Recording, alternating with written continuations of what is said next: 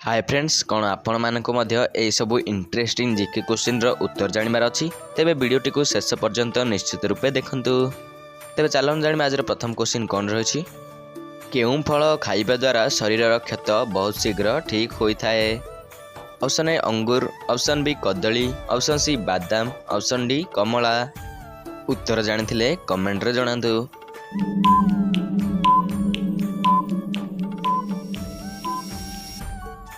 So friends, यार सठिक उत्तर है ऑप्शन नंबर सी बादाम।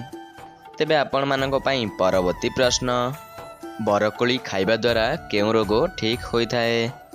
ऑप्शन ए कोष्ठकाठिन्य, ऑप्शन बी मधुमेह, ऑप्शन सी हईजा, ऑप्शन डी जख्मा। उत्तर जानी कमेंट बॉक्स रे जणातु।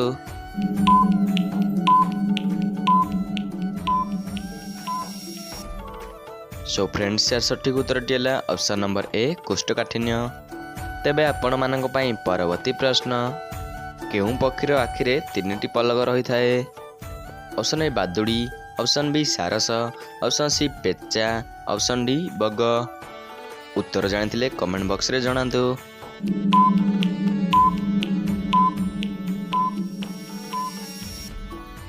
सो फ्रेंड्स, यार सठिक उत्तर है ऑप्शन नंबर सी पेचा। तेबे आपण मानक पई परवर्ती प्रश्न, केउं फलर प्रयोग जोता सफा करने दरकार पड़ी थाए। ऑप्शन ए कदली, ऑप्शन बी अंगूर, ऑप्शन सी कुसुम, ऑप्शन डी लिचु। उत्तर जानी कमेंट बॉक्स रे जणातु।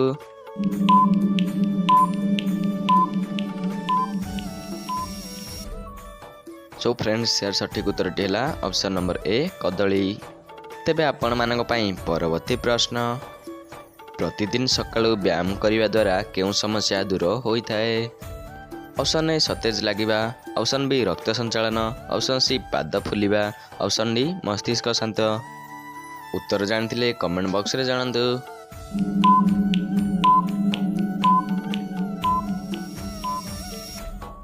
सो फ्रेंड्स, यार सठिक उत्तर है ऑप्शन नंबर बी रक्त संचालन।